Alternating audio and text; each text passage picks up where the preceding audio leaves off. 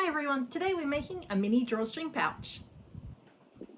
So today we're cutting out the mini drawstring pouch. So as it says on the pattern, we need 2 of our outer fabric. I'm going to use this cute, I think it's a Melody Miller Sweet Shop one. It's really cute, so that's going to be my outer fabric. It says cut 2 of lining, which I've already pre-cut. Again, it just needs to be similar kind of weight to your outer fabric. I've just got like a plain poly cotton. My outside is 100% cotton, but you know, it's the interior. You can use leftovers, you can use scraps. If you've been cutting up old garments to use to sew, that's perfect for it. Just try not to use any knit fabrics because it gets a bit stretchy. And then we need some of our little casing. So I'm just going to use some of this scrap that I had lying around because these little pieces are really great for that. So I'm going to get it all laid out and we're going to cut.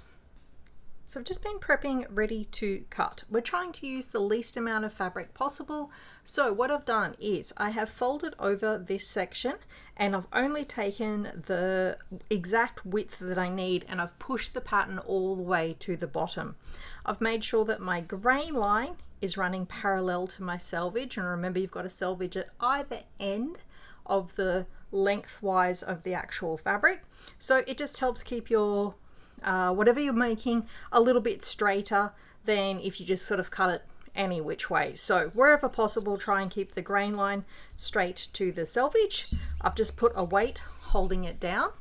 On this one, I again have folded it. I've made sure that when I folded it, there's a back to it, and I've put a weight on.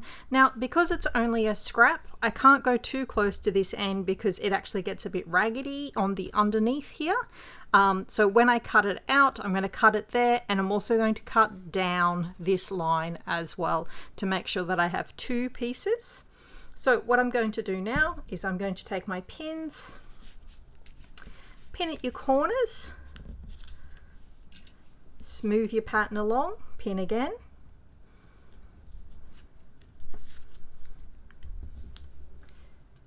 and pin again.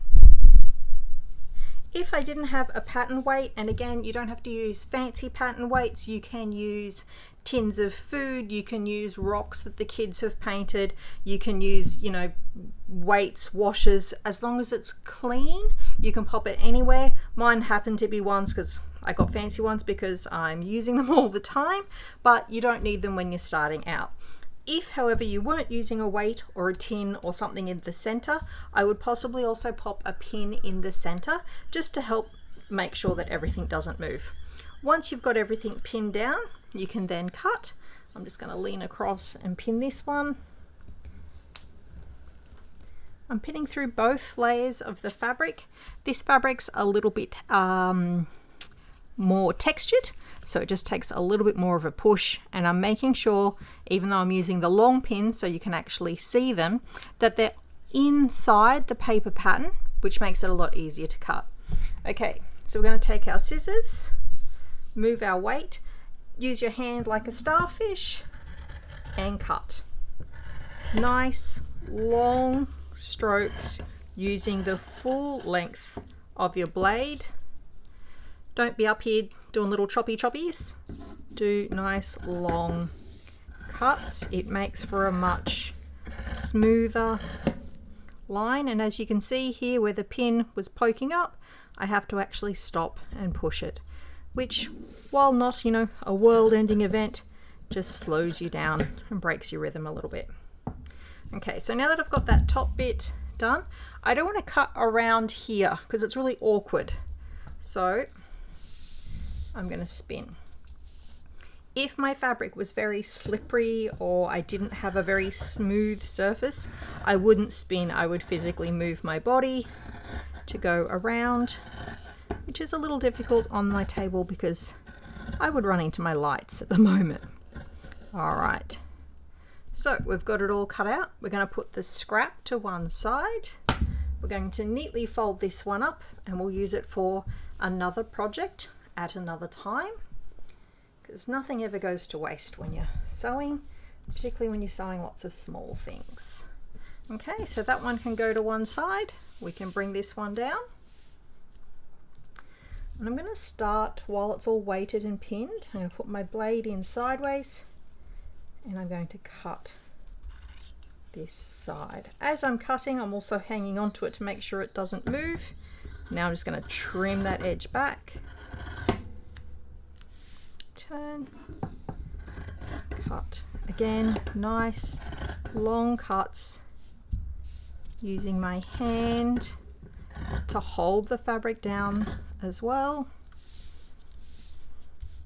And you know, this is probably more times than I would move something while I'm cutting it normally, but I'm trying to make my cuts as smooth and as even as possible. Plus I have a very slippery desk surface, so that helps a little bit. Okay, again, scrappy bit to one side. This bit goes off to be reused for something else. So now I have my lining, my outer, and my casing. Oops, my casing's still got a little bit of fuzz here. I'm just going to trim that one up. If your cutting's looking, you know, not pristine, don't panic. You will get better at cutting, but you can also do exactly as I just did there and tidy it up a little bit too. Okay, that's our cutting done. Now we can move on to the sewing. Our mini drawstring pouch is all cut out. So I've got my outer, my inner, and my casing. So I'm going to start with my casings.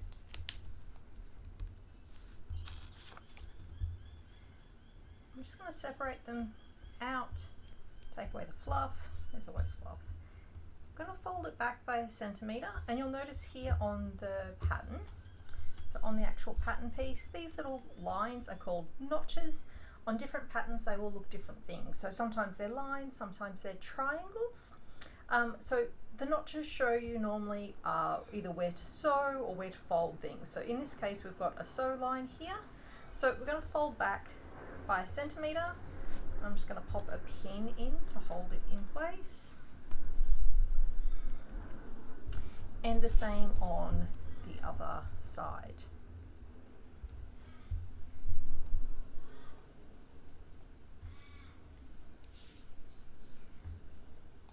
Once we've got them pinned, I'm going to do a little line of stitching just down the sides here. So I'm just going to pop away, I'm going to quickly do that, and then I'm going to come back and show you what to pin up next. So here are our casings. I've sewn down the sides. Super easy, and it's literally just a straight stitch, and it's just to hold that section in place, which will make some steps further on along the line a bit easier. So the next step is to fold it in half lengthwise and just pin. In the written instructions you'll notice that I suggest using an iron for this, and 100% it will make things look a lot neater. Ironing or pressing is a big part of sewing, so it does help, but if I included showing you every step, the videos would get quite long, so sometimes I just explain. It makes it easier. If you don't have an iron, or maybe your iron's in a different room or a different spot, just to make it a little bit easier, use the heat of your hand and press down, and you can already see just the heat of your hand, puffy, flat. So not as good, but good in a pinch. Just put the casings to one side for a moment, and we will take our outer pieces. We're going to put them right sides together so the outside of the fabric faces each other. Line them up. What we're going to do is we're going to pin so that we can sew all the way around the curved edge. So I'm just going to pop a few pins in. Use as many pins as makes you feel happy. It helps secure your fabric together, which is a big easy start. Now with our lining we're going to do the same. Mine happens to be a plain weave fabric, so both sides are exactly the same. So I'm just going to leave it as is and line it up. And we want to sew the same, but this time we also want to leave a gap, because later on we are going to turn our entire pouch inside out from the gap. So what I'm going to do is I'm going to use a green pin to indicate where to leave my gap. So what I'm going to do is I'm going to sew around, stop at the green pin. Maybe I'll just move my yellow pin down a little. So I'm going to stop sewing at my green pin, then restart sewing back up here and finish up here, leaving a hole in this section.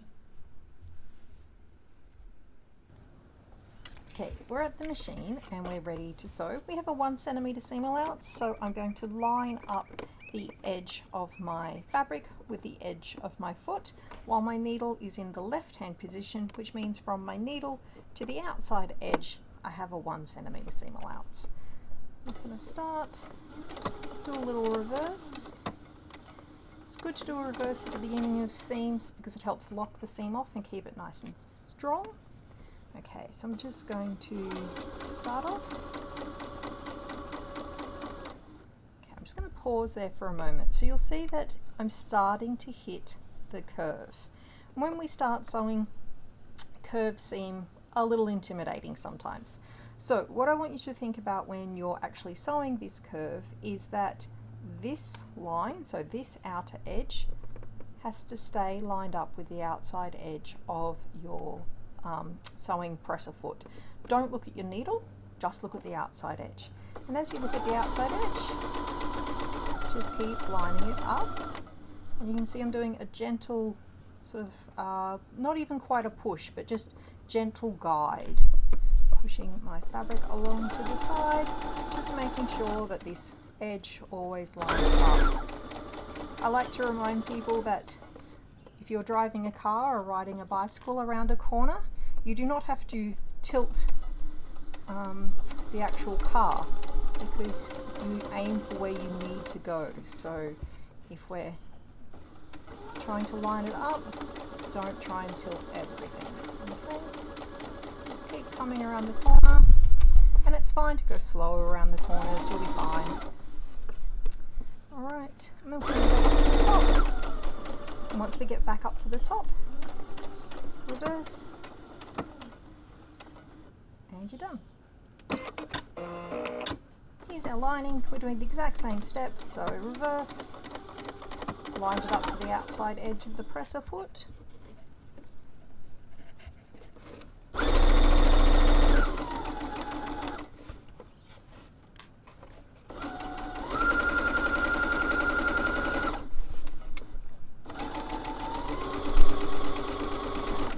So I'm coming to my green pin, which was my signal to tell me to actually stop. I'm going to take out my green pin, come along a little bit, just do a little bit of a reverse,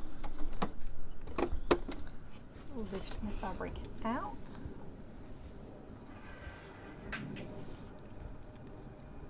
trim, start back up again, up the top. Line up, take my pin out before I sew, a little bit of a reverse,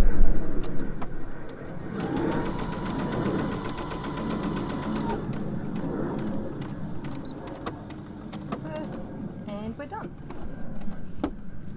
Here are our pouch pieces all sewn up, and you can see we've gone around the corner, no problems at all, and we have a little gap here. So just going to do one step before we move on. It's going to make everything else a little bit easier. I'm going to show you on the interior lining, but I am going to do it to both. I think it will actually show up better on the video on this. So I'm going to take my scissors and I'm going to clip. When we clip, we want to clip into the seam allowance. We're going to stop 3 mil before the stitch line, and we're going to clip all the way around the corners. What you can see with a clip here is that when the pocket bag, when it gets pushed back inside out, it's going to expand and it's going to help you go around that corner smoother, so it'll actually sit better. So you always want to clip. If we were clipping very heavy fabric, maybe like a denim or a corduroy, we could also trim back. We're only working with a cotton, we don't need to trim back at the moment, but we do need to just do our little clips. So I'm going to do the same on the outside pocket before we move to the next step. We have our parts and it's time to start assembling. So first things first, open up your outer, slide the casings inside. Line your casing edge up with the edge here and pull straight so you can see that it sits inside, and pin. You're only pinning it to one side. One side pins in there. So one side, then we're going to do the other side.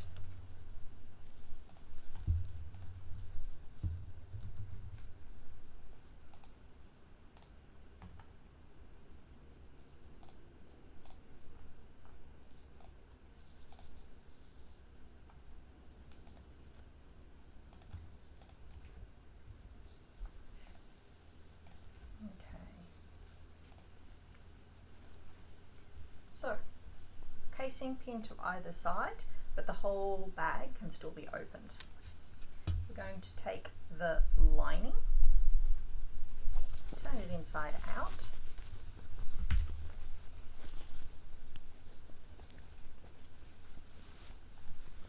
push up and make sure those corners sit nice and smoothly. And this is where you can see that clipping really helps out because it gets into the corner nice and neatly. This is where we have left a little hole in our actual sewing. This one's going to push inside. Sorry, just trying to not poke myself in the hand with a pin. Alright, once we've got it pushed inside of it, we're going to line up the seam allowances on the side seam of the actual pouches themselves. So hopefully you can see I've taken this seam allowance from the lining, lined it up against the actual outer of the bag. Pop a pin in there. And I'm going to go across to the other side. Again, I'm going to take the seam, match the seam to the seam. Matching seams to seams always makes things sit very flat. So, okay. So it looks a little bit of a hot mess, so hopefully I can do this without pinning myself too badly. Alright, yes, that works a little bit. What I've done is I've just pushed the lining a little bit further in. I'm going to line up the edges and pin it in along with the casing. So now my pins are going through the outer, the casing and the lining, and I'm making sure that on the outside edge, all the outside edges line up. Okay, so you can see how that side's now sitting nice and flat, this side's looking a bit wobbly. I'm going to go ahead and pin this side using the same technique. We're then going to take it across to the machine and we're going to sew this line. Okay, so make sure you're really happy with it sitting nice and flat before you move to the sewing machine, because it will just make the next step easier. So we're going to sew the inside circle of the pouch at the moment. So try and get it as flat as you possibly can. Push your seam allowances in. Feed it in underneath the machine. You want to feed it in so that you're sewing on the inside, not the outside. It'll make it a lot easier to sew if you do it this way.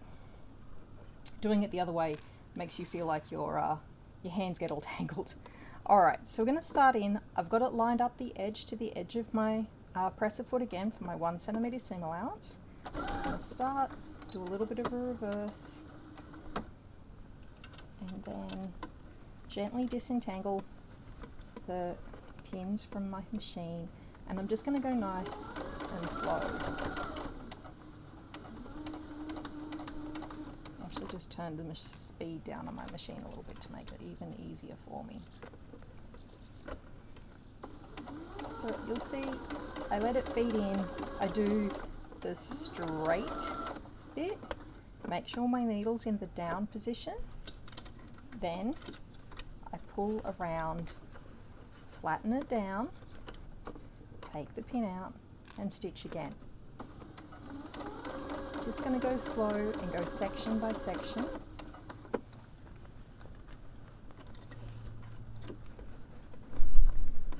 You're essentially sewing the inside of a curve. So it's the inside of the donut. So we're just going to go nice and slow.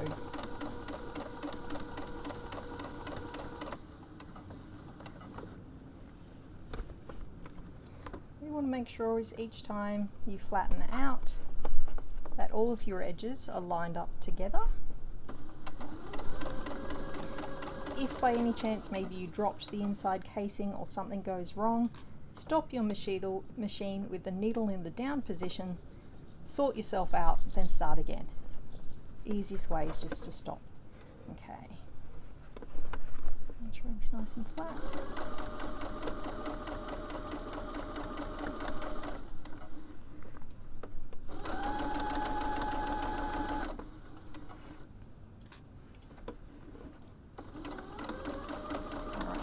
Back round to the beginning. So do a little reverse. Take it out from underneath the machine. Use the side cutter to cut it off. And you can see we've gone all the way around the circle. Our pouch is looking a bit of a weird shape at the moment. So this is the inside of the outside. Got our lining all on the in. We pull it out so it looks like a big oval. Then we're going to slip our hand into the hole that we created earlier. And then we're going to push everything through. This is when we figure out if we've all got it right or not. Alright. So, quick tip, this is actually easier to sew up right now. So what we're going to do is, I'm just going to pop a pin in. So what I'm doing is I'm tucking the seam allowance of the lining into itself, lining up what are now the folded kind of edges. I'm just going to pop a pin in. Normally I'd duck straight back to the machine and run a little line of stitching around here, but for the moment I'm just going to finish turning everything in the right way. So our casings are sitting upright, and you can see I've missed a piece here, so I'm going to have to unpick that little bit and pull that back down so it sits in place so it matches this side.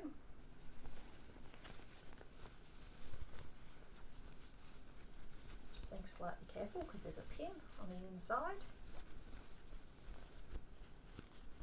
Okay. And this is what our pouch should look like at this point. So our outer with our little casing, it's all sewn in, it looks really cute.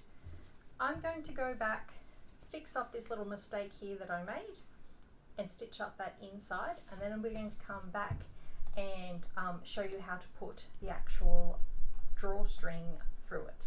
So I won't show you me doing the fix-ups because that's not very exciting. That's just a little bit of unpicking, pull that back down, and then a bit of stitching there. So I'll be back in a moment.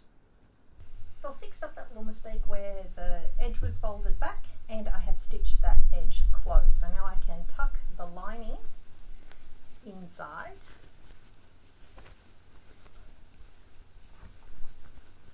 And you can see now as I spread it out, you can see how well it curves around the corner because of all that clipping we did earlier on. Once it gets pressed with an iron, it's going to look even better because it's going to take some of that puffiness out of it. So that's how the pouch looks. And now we're going to add the drawstring. So taking my safety pins, and I'm going to make sure my safety pin will actually fit through my casing. So don't use too big a safety pin or you can't get it out of the ends. I have some cord, which I saved from that it was a present was wrapped in. One end looks great, the other end has been a little unwound, so you can always just wind it up a little bit. If it's super unwindy, wrap some sticky tape around the edge, which will also help you, but I'm going to cheat and use the other end for the moment. So I'm going to try and put it through all of the pieces without unraveling it, if I can. Close my safety pin. You just need a little bit of a help, so it gets a little bit stuck at the beginning, so just pull the edge of your casing so it covers the end, then push your safety pin. You can also use like different kinds of hairpins for this as well, but I always find that a safety pin it avoids you getting stabbed in the hand quite so much. Okay, so we're through both sides. Now we want to turn around the corner and go through the other side.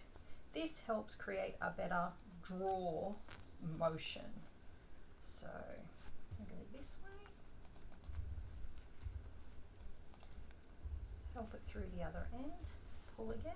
Oops, my safety pin has just pulled out, so I'm going to try and see if I can grab it with my fingers. And this again is where a bit of sticky tape sometimes helps you out a little bit too. Okay, so I've got my end, I'm going to gently pull it through. So what I want to try and do, make sure I've got enough cord to do this again, and I do. Alright, so if I take my scissors and I cut that end there, re-pop this end onto my safety pin, and this time I'm going to try and take a little bit more care to go through a few more strands. Hopefully it will help me. So last time we went in through the back, around to the front. This time I'm going to do the opposite. I'm going to go in from the opposite end.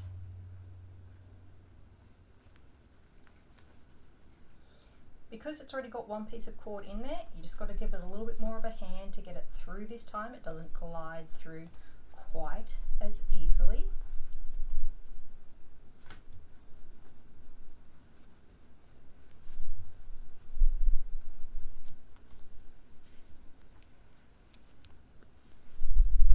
Okay, it's just starting to unthread a little bit, so I'm just going to be a bit careful about pulling it through. So again, I'm going to pull it through. So I've got a little bit on this end and some on this end. Just going to take the opportunity to reposition this safety pin. Okay, so now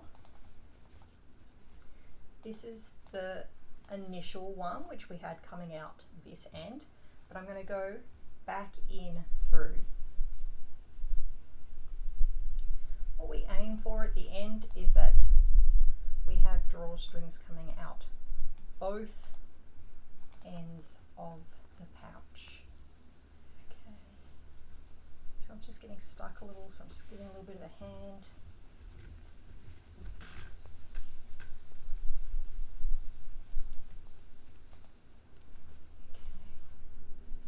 gently pull. I'm really hoping it hasn't completely unraveled itself. And it has. So it's unraveled here. So what I'm going to do is I'm going to undo my safety pin. It's always the way whenever I've done all of these other ones, testing out the pattern and everything, it all worked perfectly, and then as soon as I do it on screen, it all doesn't. Okay, twist. I'm going to try and see if I can do a really small little knot to hold it nice and tight. Might be able to fit. Let's see.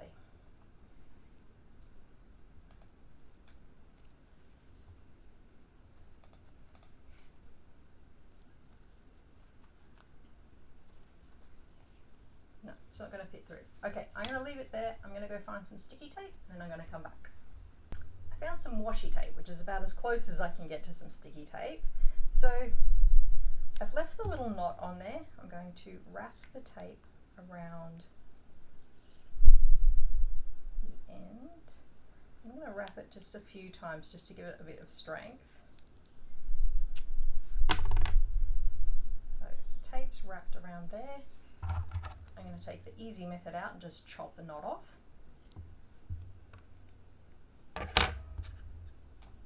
Safety pin all the way through the sticky tape to the end. Now back in through the casing.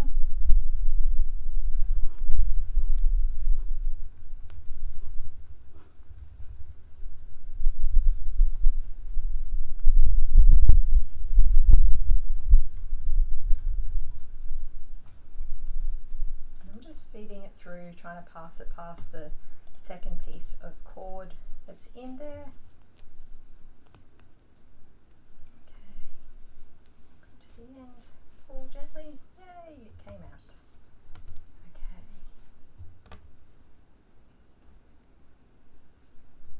Undo my safety pin, take off my tape, which isn't going, it's just now sticking to me.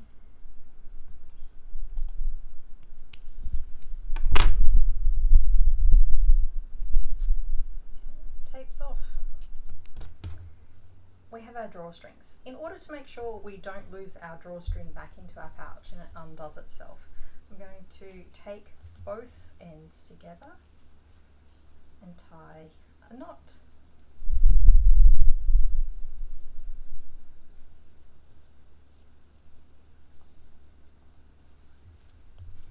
Pull it nice and tight.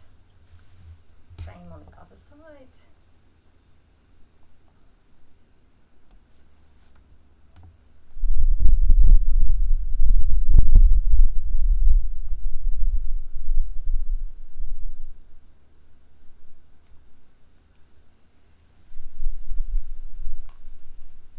Pull it nice and tight. So you'll see now actually drawstrings, which is very cute. What you can do, the ends not super pretty looking at the moment, but you can actually now unravel them apart. And if you spend a little bit of time, you can actually make them look like a little bit of a tassel, which is kind of cute and makes them a little bit more festive looking than just some cord. Okay, so I'm going to do that to both of those, but that's our pouch. I hope you enjoyed making the mini drawstring pouch. Don't forget you can get the pattern from the website and hit subscribe so you can keep up to date with all of the latest news.